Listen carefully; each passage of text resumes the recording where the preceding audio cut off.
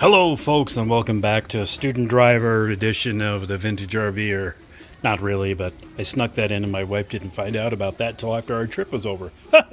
Joke's on her. Anyways, it did keep people off my tail a little bit better, which I thought was nice, and got a few strange looks as people passed me. Either way, don't really care about that. Let's get to the more important stuff, like the LED retrofits of the old and somewhat jimmy-rigged yeah, you can see the backup light burn right through that. That's a Chinese wonton soup cover, by the way, for anyone who's asking.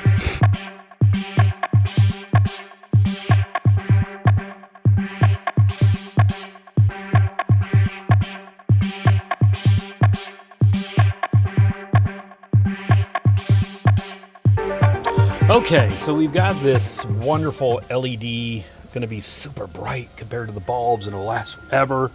Yeah, right. But you notice there's this etching in the back, and of course it's made in China. I got it before the embargo.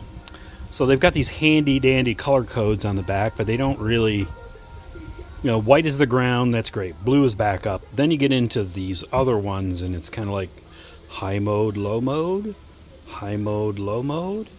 Like, really not sure what that means. Like, turn signal and brake? So what I've done here is I've tied I did a little research, and I'm trying not to drop this on the ground after I just bought it. And if you notice, I've twisted these together. So I've got yellow and green, the two high modes together, right? The two high modes. And then brown and black I have kind of twisted together. So these need to go with their corresponding things here, which, okay, this is the ground, so now it has a common ground, okay? So each one of these, the way they're wired, have a common ground on them. So they're all going to get hooked up to the white, which is the ground on RV 12-volt systems instead of black for 110 or 120 systems. The red, I think you could tell because that is the center bulb. That's the energizing wire for the backup light. That is blue, so it's going to go red to blue. And then what's going to happen is we've got a black and a green, right? Black and green, black and green. And I need to figure out which one is the brake light, which one is just the regular and the turn signal light, and tap those into the appropriate wires. And I've grouped these together because, again, one of these is what they're calling a high mode, right, which might be the black. And one of these is the low mode, which is the green.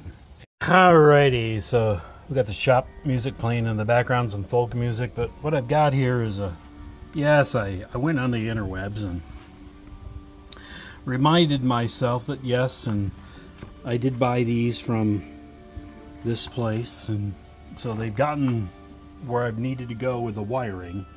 So I'm tapping the most obvious ones, obviously, and the backup, the red backup wire, and the white ground wire. So we're going to get all those set, and then we're going to sort out the black, brown,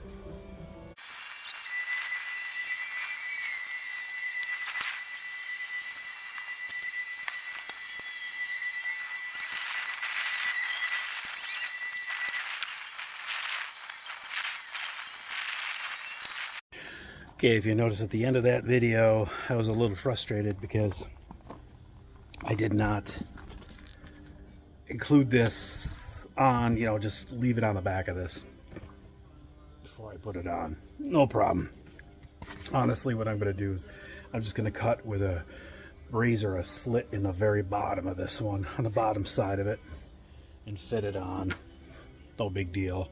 It'll seal up, it's fine. It'll be on the bottom, so it's not a big situation. But let's go take a look. We're gonna get this, get the RV at least on accessory, and we're gonna test the lights and see if the lights work. So I'm gonna put the camera back here, and I'm gonna go run through the reverse, the turn signal, brake thing, and see if it works. Here we go. Hopefully, if this works, we're just gonna do the same thing to the other side and get ourselves a nice LED upgrade. Okay, so the low voltage lights work, the running lights work, compared to that. Gonna move it to that. Look at the difference. I mean, come on. I mean, we're looking dead on that one. They're decent. But these still have the plastic on them. I haven't put the plastic on yet. So let's see if we can go through the motions and see if we can get this. We're gonna widen out, do this, and check them both out while we're doing it.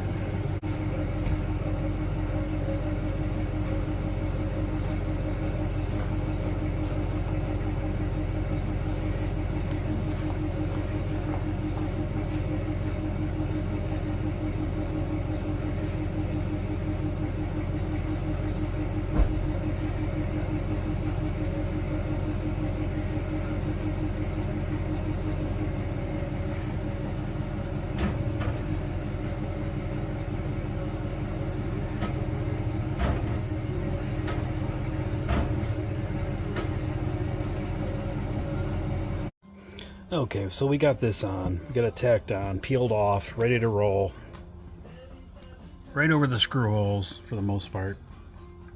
And I did want to show you that I didn't just do the wire nut thing. I actually took electrical tape, and because this is a semi-outdoor wiring issue. I mean, you're in an RV, there's weather, all that good stuff that goes on. And even though these rubber seals seem wonderful and terrific, there's no excuse not to make sure your connections are as sealed up as you can, because that copper can corrode and short out, and then you're into redoing it again. So that's what I'm going to do right now. That's what I've done, and so I'm going to stuff this wiring back in here and get this thing re-secured.